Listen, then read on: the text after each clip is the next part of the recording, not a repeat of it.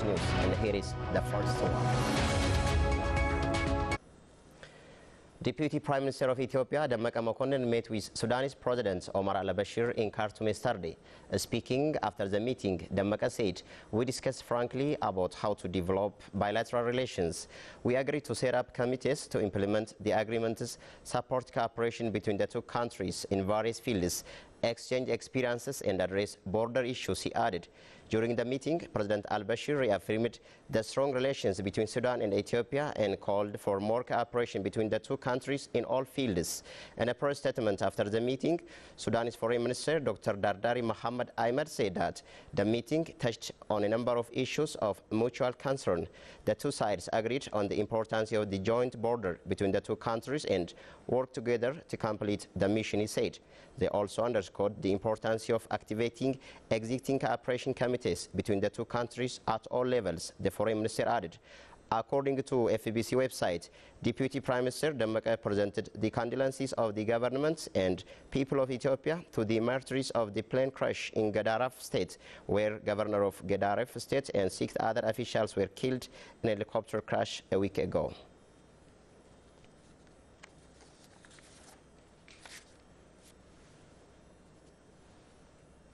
Ethiopia and the United Arab Emirates have inked a bilateral labor agreement which would ensure the protection of the rights of Ethiopian nationals and help them work in the Emirates legally. According to FBC website, the bilateral labor agreement was signed by Foreign Minister Dr. Warqineh Gabayo and Nasir bin Tahani Juma Al-Hamli, Minister of Human Resources and Emiratization in Abu Dhabi. Similarly, Ethiopia has concluded the signing of bilateral labor agreements with Jordan, Qatar, Kuwait and Saudi Arabia to ensure the protection of the rights of Ethiopian nationals and thereby stemming illegal migration.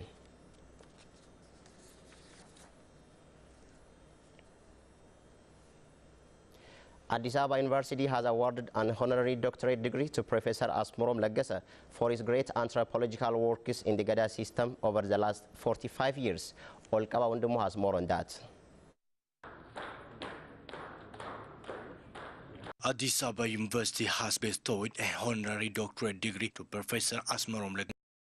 Countless efforts and scholarly contributions he has made to introduce Gada system to the world. President of Addis Ababa University, Professor Taso Waldahana, on the occasion said the university has conferred honorary doctorate degree on the professor to thank and give recognition for his amazing contributions paid for the Gada system. Professor Asmarom Leggese, for his part, thanked Addis Ababa University for the warm welcome and honor. The anthropologist Professor Asmarom's book is considered as the most proper on the Oromo Gada system.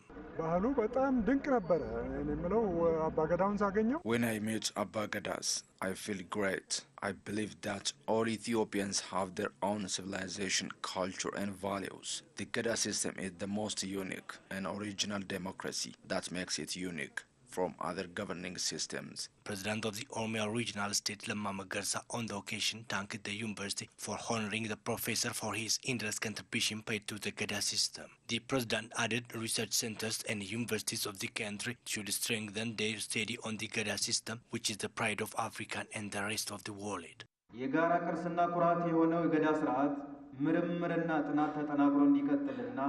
The indigenous Gada system is the pride of all of us. I want to call upon our universities and research centers to strengthen their studies on the system. All should support the best achievement of Professor Asmarom Leggese and work for the better achievement of it. The Oromia regional government will strengthen its support for the Gada system.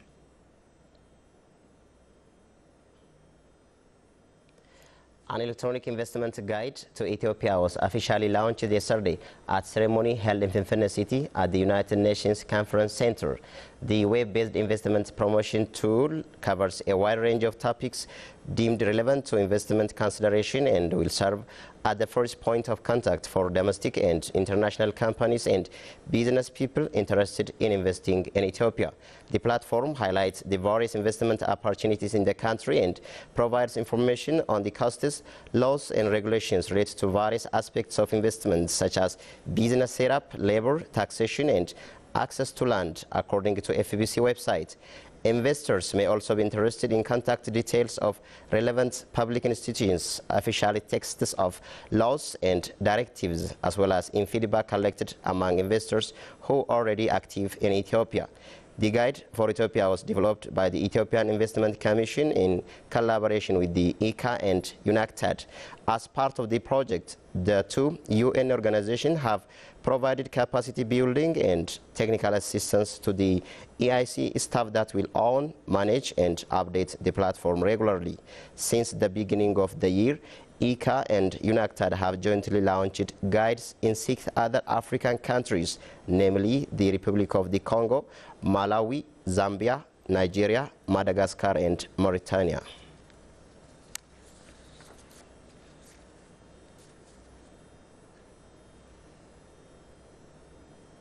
The Ethiopian Railway Corporation has held discussion with the public on ways of minimizing train accidents. Lata Teres had the story.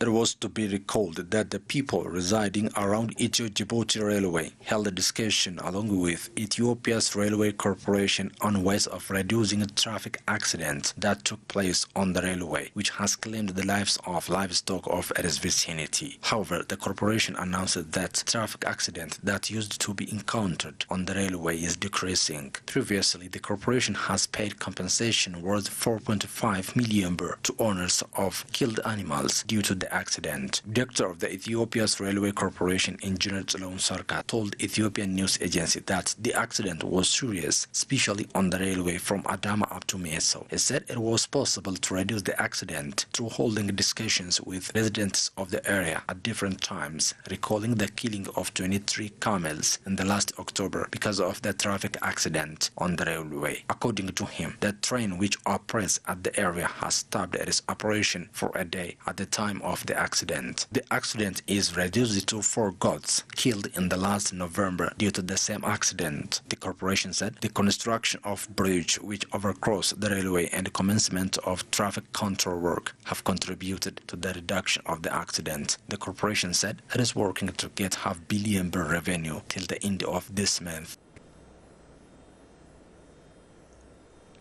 The Oromia Market Agency and the Italian Development Corporation have agreed to work together to solve quality problems in wheat production in Oromia regional states.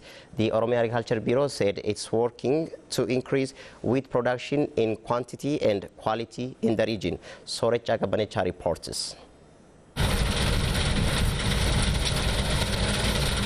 The Oromia Market Development Agency has agreed with Italian Development Corporation to solve quality problems in wheat production in Oromia Regional State. Director General of Oromia Market Development Agency, Gammachis Malako, said it has been worked to eliminate illegal trade in the wheat market and to develop market access to farmers of the region. We visited the areas where wheat is produced in quantity with different stakeholders and make them agree to work together. He added that it is being discussed to increase wheat production. At Italian Development Corporation, coordinator of agriculture and industry project, Gennana Gazu for his part, stated that they have started workers to solve problems in the market. Our support is making our farmers able to produce selected seeds of wheat, which earns them a good profit and needed by industries for further process of production. We are supporting them through different researches and giving them technical aid. Head of Oromia Agriculture Bureau, Daba Dabale, said his bureau is working to meet the wheat demand in the country. When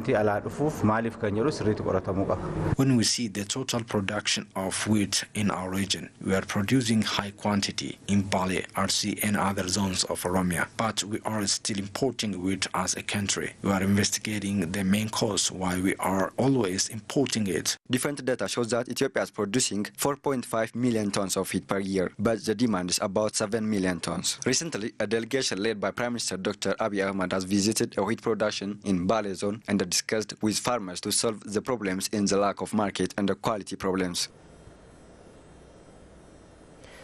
Media experts said the selection of Ethiopia to host the World Press Freedom Day signifies recognition for the ongoing sweeping reform in the country. Last November, the United Nations Educational, Scientific and Cultural Organization, UNESCO, has selected Ethiopia to host the 2019 World Press Freedom Day. The 26th edition of World Press Freedom Day, which will take place in Finfinne City, is expected to focus on the role of the media in elections and democracy.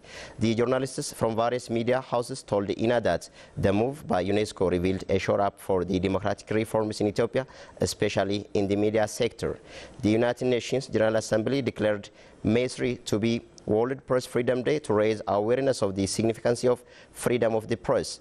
The World Press Freedom Day, which was instituted with objective of promoting an independent, a pluralistic press, last year hosted in Accra, Ghana. It is a day which celebrates the fundamental principles of press freedom, to evaluate press freedom around the world, to defend the media from attacks on their independence, and to pay tribute to journalists who have lost their lives in the exercise of their profession.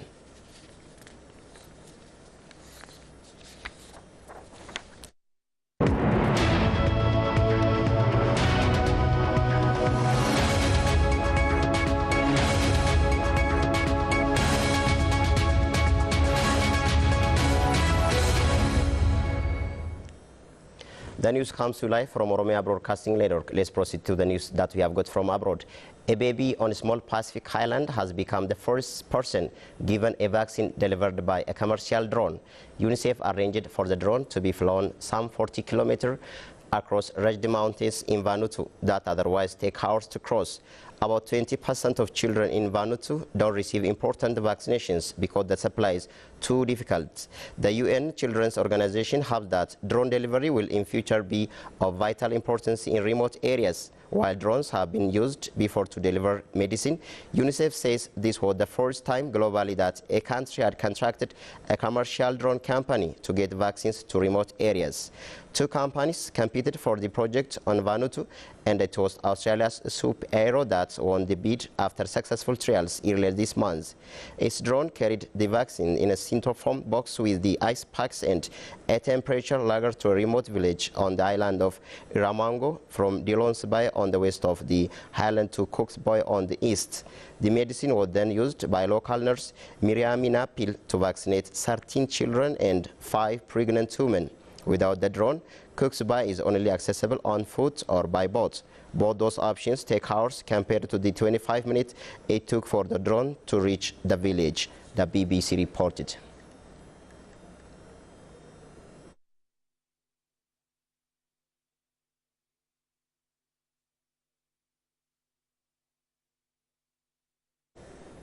That's all the news we have for today. Thank you for watching, and for this week, we have actually focus coming to you, and our focus program, we look at security sector reform in the Somali regional state, and Somali region is emerging from years of turmoil. A new president, Mustafa Mohamed Omar, who was appointed last August, is overseeing a slew of reforms, and Mustafa recently sat down excessively with OBN for a wide-ranging interview, and here is part of the exchange with Mohamed Adamo, and join that.